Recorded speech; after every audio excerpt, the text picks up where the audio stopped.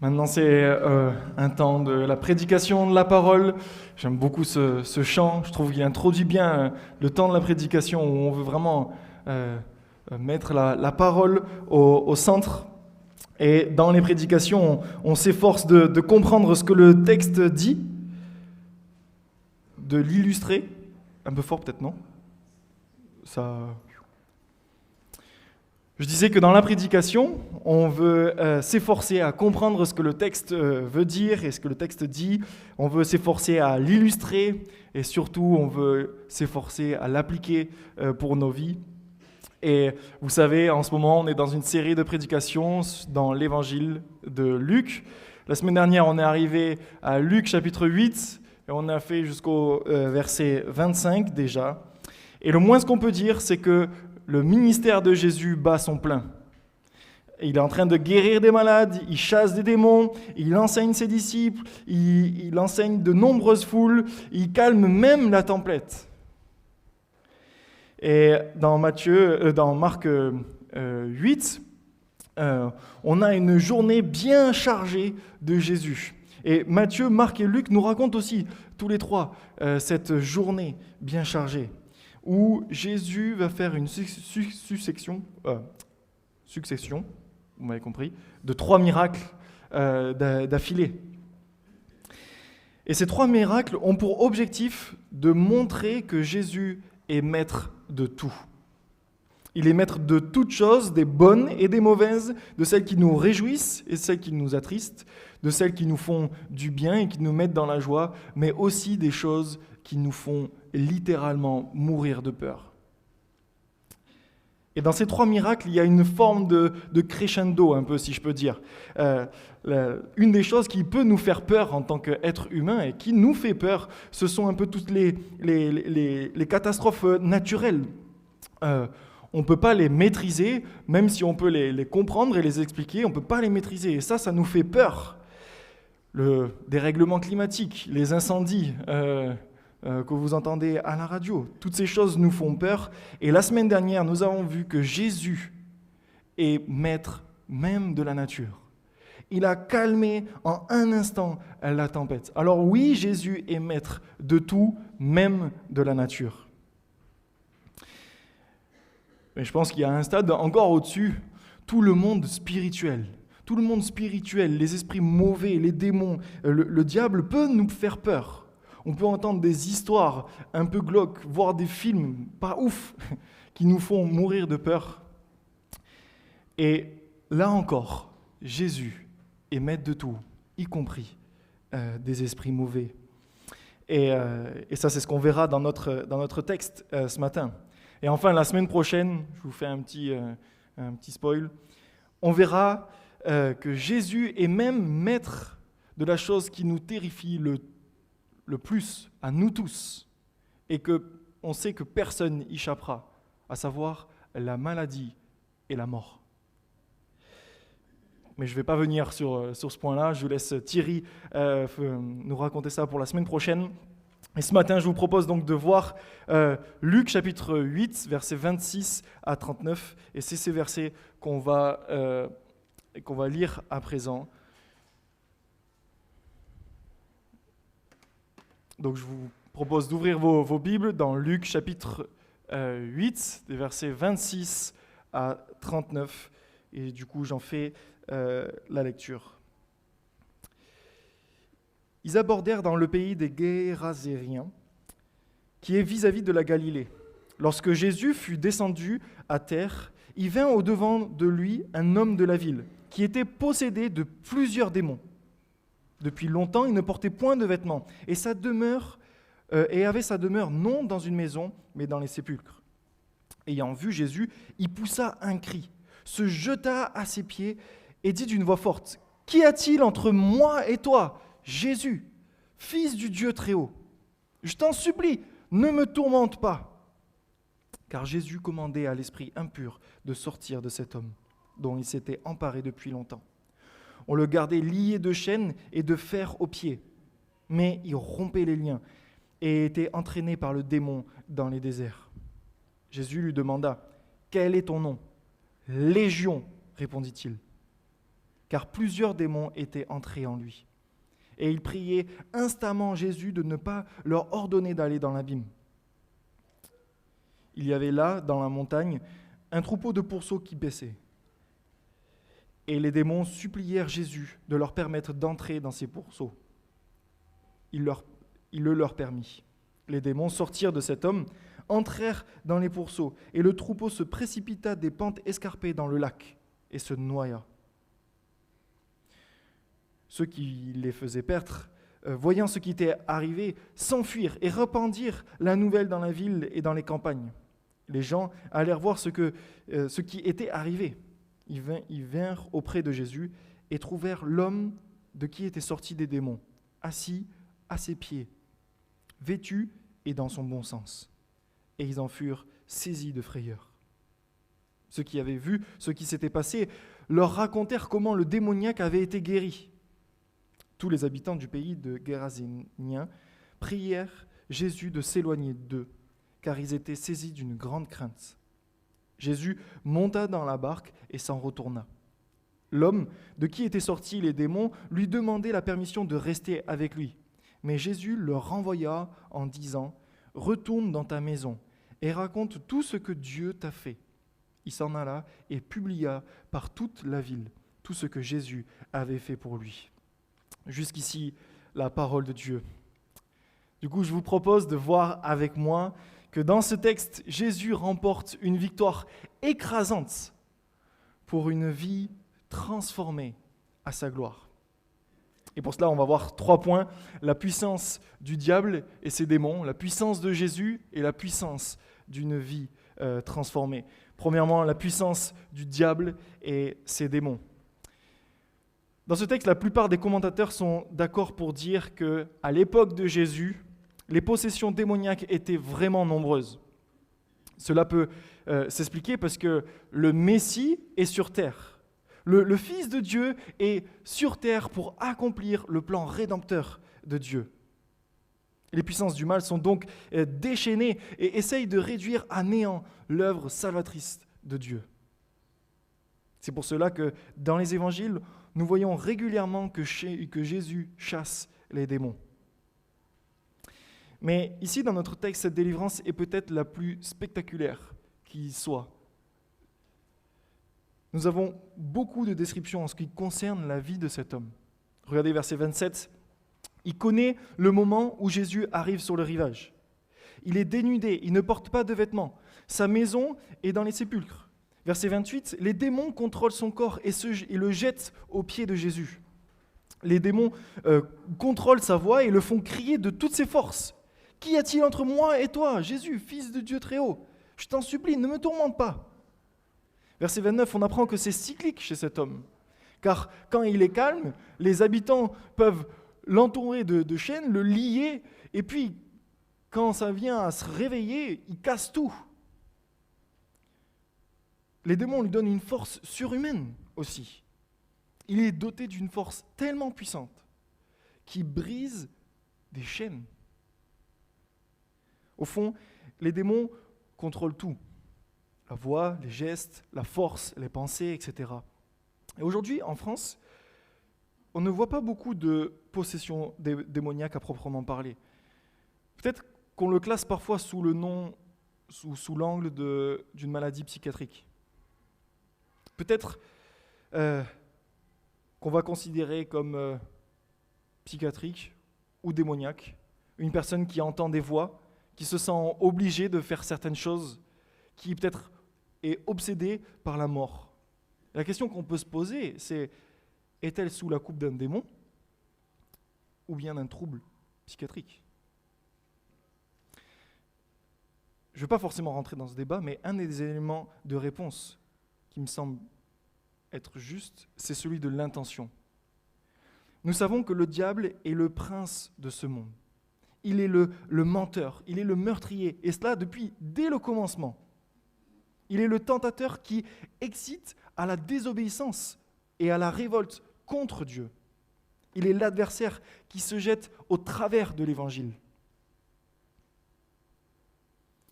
Au fond, sa vocation profonde est de s'opposer au plan rédempteur de Dieu, en détruisant, en divisant et en blessant là où l'évangile progresse. Alors, quand une personne ayant des symptômes psy cherche en Christ la réponse à ses problèmes, vient écouter la parole de Dieu, trouve du réconfort avec les chrétiens et accepte qu'on lise la Bible avec elle, visiblement, elle n'est pas possédée. Mais lorsqu'une personne fait preuve de rébellion face à la personne de Jésus, qu'elle rejette l'enseignement de sa parole, qu'elle est révoltée contre les chrétiens et provoque des divisions, en mettant en avant des intuitions ou des connaissances anormales, commettant ainsi des ravages dans l'Église ou dans la vie des chrétiens, alors il est légitime de se poser la question. Est-ce que vous avez remarqué que les démons connaissent Jésus ? Regardez ce qu'ils disent, verset 28. « Qu'y a-t-il entre moi et toi, Jésus, fils du Dieu très haut ? Je t'en supplie, ne me tourmente pas. » Les démons connaissent très bien qui est Jésus. Alors que, rappelez-vous, les disciples, eux, se posent cette question dans l'épisode précédent, lors de la tempête. Quel est donc celui-ci qui commande même au vent et à l'eau, et à qui ils lui obéissent? Ça, c'est verset 25 du même chapitre. Eux, ils suivent déjà Jésus depuis un petit moment. Ils l'ont vu déjà accomplir plusieurs miracles. Et au fond, ils ne le connaissent pas encore vraiment. Maintenant que nous avons placé notre confiance en Jésus, que nous le connaissions, que nous cherchions à lui ressembler, nous devons prendre conscience de l'œuvre du diable.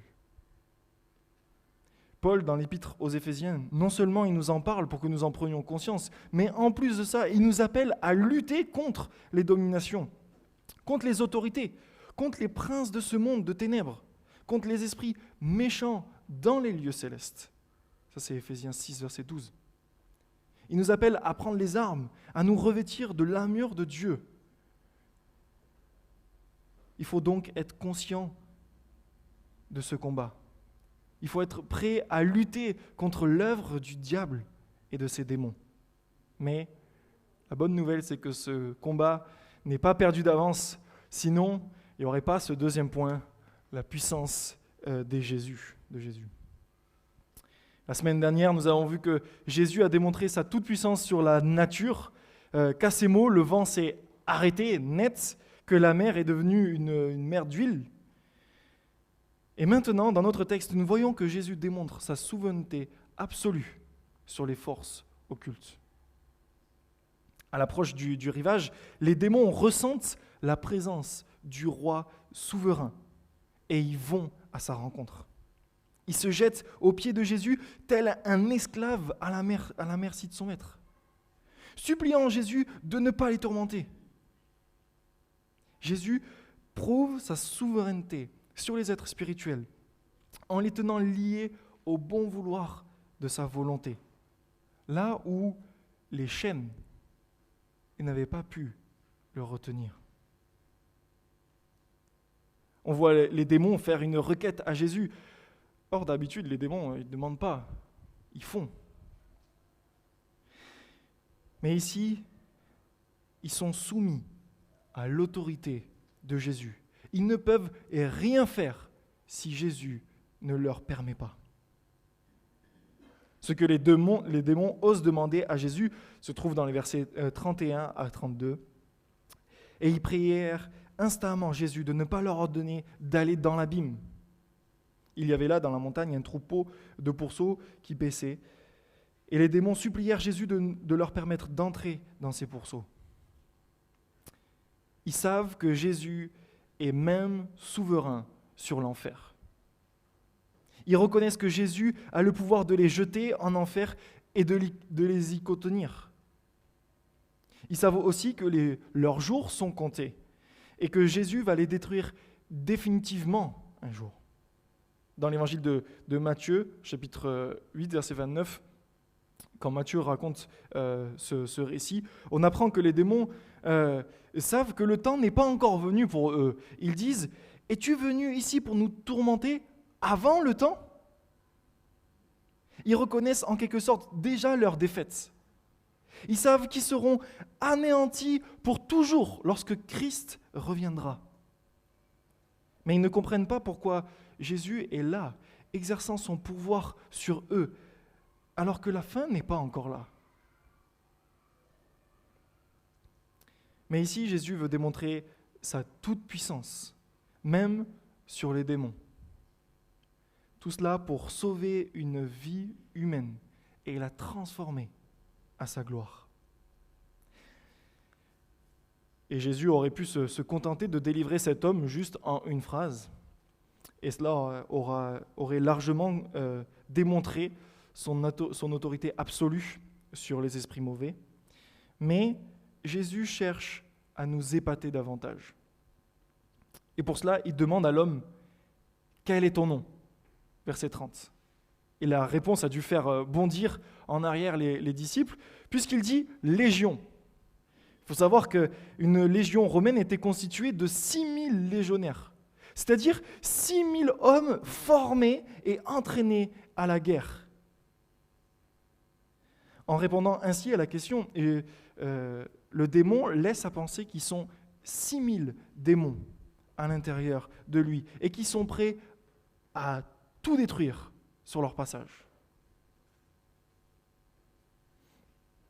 Et pourtant, même 6000 démons réunis ensemble ne peuvent rien faire face à Jésus. Ils sont complètement dépendants de la volonté de Jésus et ne peuvent pas rivaliser face au Fils du Dieu très haut, à savoir Jésus-Christ. Et en un instant, sur la parole de Jésus, les démons sortent de cet homme, s'emparent de 2000 porcs présents dans le champ d'à côté et les jettent cette fois-ci dans le lac pour les tuer et les noyer. En tuant ainsi ces porcs, les démons montrent qu'ils sont bel et bien sortis de cet homme et qu'ils étaient là pour faire le mal, pour diviser et pour tuer.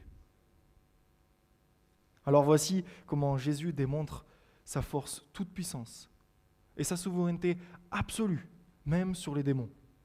Tout cela dans un but bien précis, de sauver une vie humaine et la transformer pour sa gloire. En venant sur terre, Jésus est venu faire la démonstration de sa puissance sur le mal. Mais cela nous pousse à regarder au point culminant de son ministère, là où il a anéanti l'œuvre du diable pour délivrer non seulement un homme, mais tous les hommes qui croiront en lui. C'est la bonne nouvelle de l'Évangile pour nous aujourd'hui.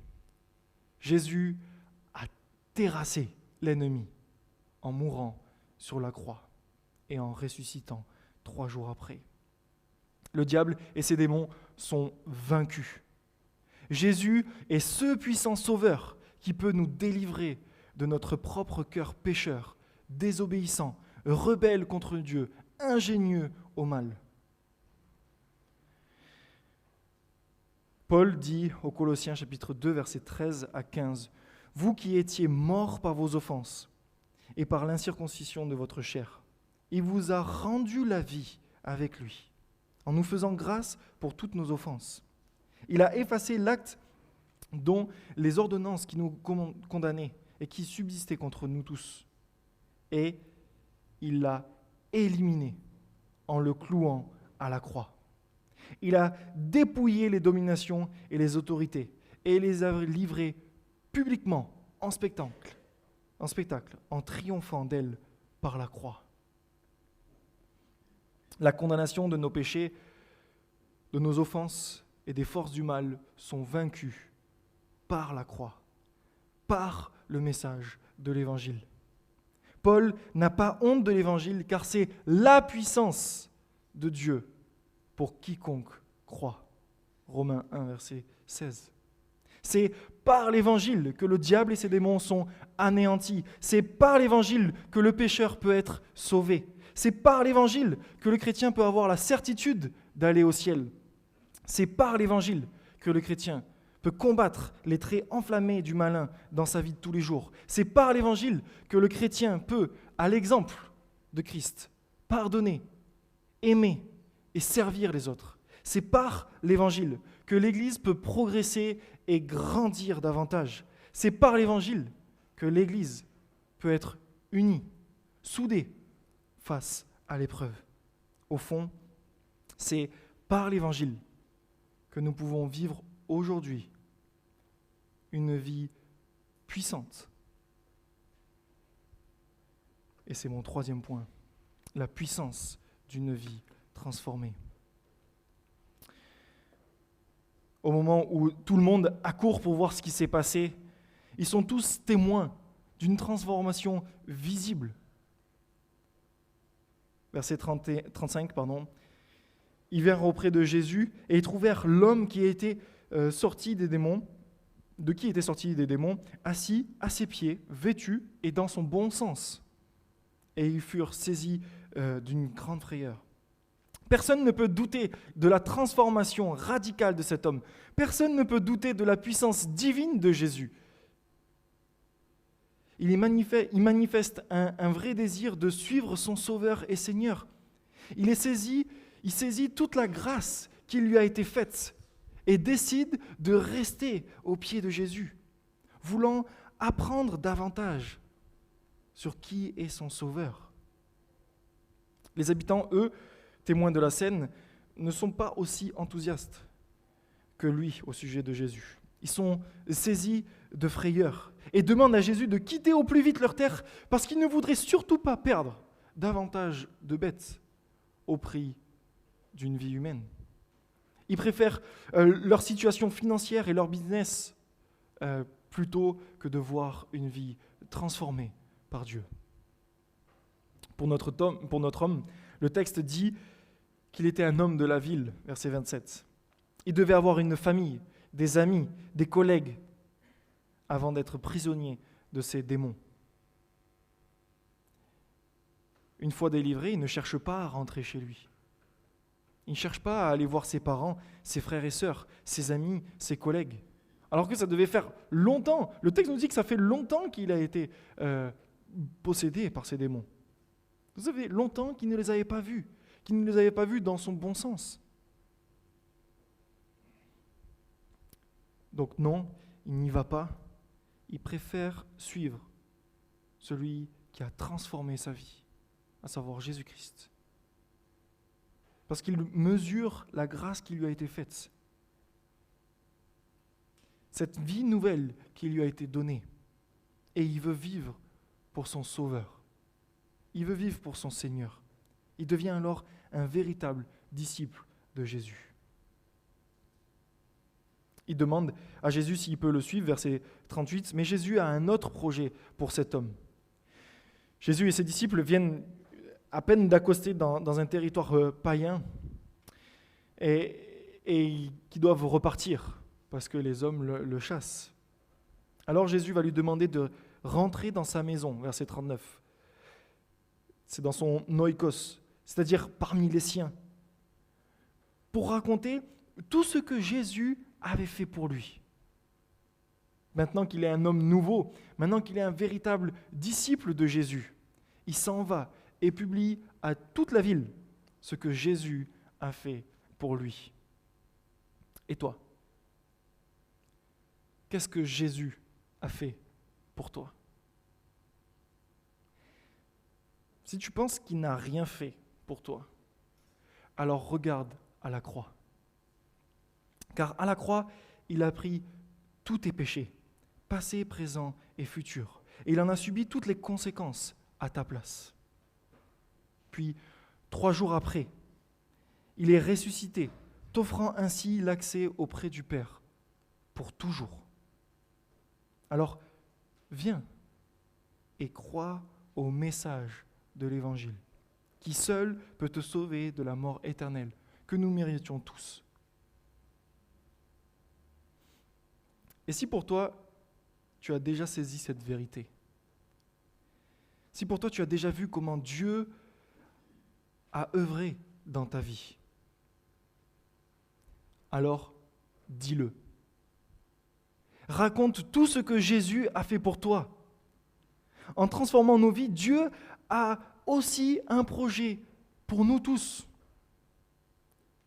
Matthieu 28, versets 19 à 20. « Allez, faites de toutes les nations des disciples, les baptisant au nom du Père, du Fils et du Saint-Esprit, et enseignez-leur à observer tout ce que je vous ai prescrit. » Dans l'ordre missionnaire que Jésus nous laisse en Matthieu 28, il y a toute la puissance de l'Évangile. Il y a toute la puissance d'une vie transformée qui part et qui annonce l'Évangile au monde. Alors, sortons et racontons ce que Jésus a fait pour nous, et cela au monde entier. Disons au monde comment il a agi dans nos vies. Disons comment nos péchés ont été effacés, comment il nous a sauvés, comment nous pouvons avoir de l'assurance face à la mort et à l'éternité. Racontons comment Dieu a eu pitié de nous alors que nous étions encore des pécheurs. Tel est le projet de Dieu pour des vies transformées à sa gloire. Dans l'évangile de Marc, à la fin du chapitre 7 et au début du chapitre 8, Marc nous raconte le retour de Jésus en Décapole, ce territoire païen où les Juifs comme Jésus n'avaient pas franchement leur place. Et à peine arrivé, on lui emmène un sourd muet et on le prie de guérir cet homme. D'après vous, comment est-ce que c'est possible qu'on amène un homme sourd et muet à Jésus à peine arrivé, dans une région où il n'est pas le bienvenu, où on lui demande de guérir?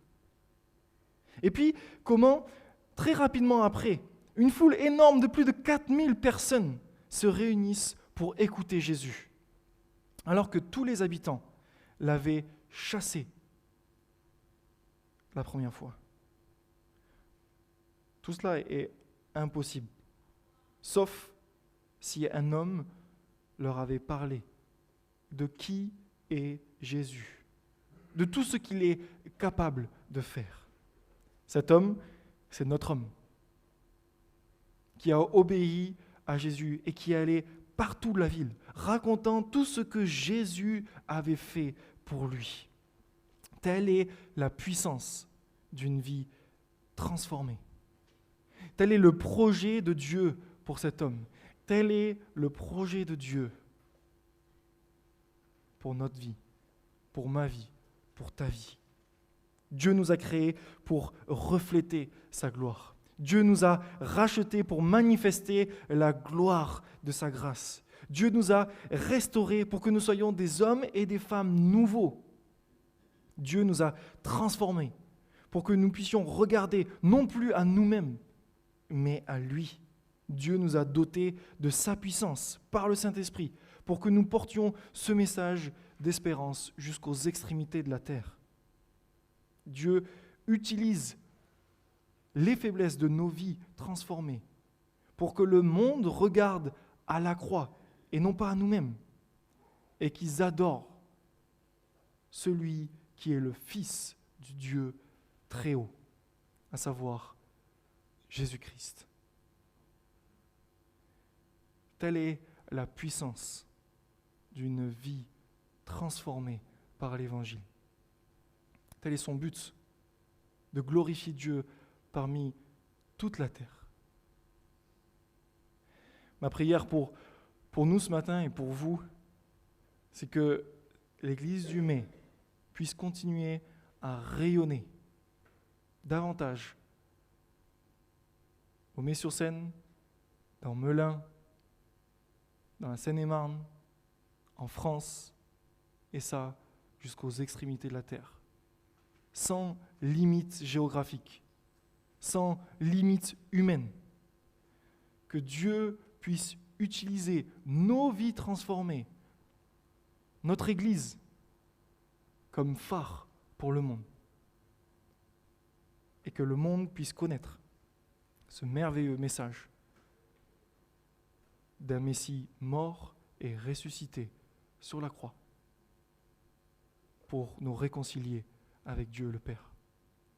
Je vais prier.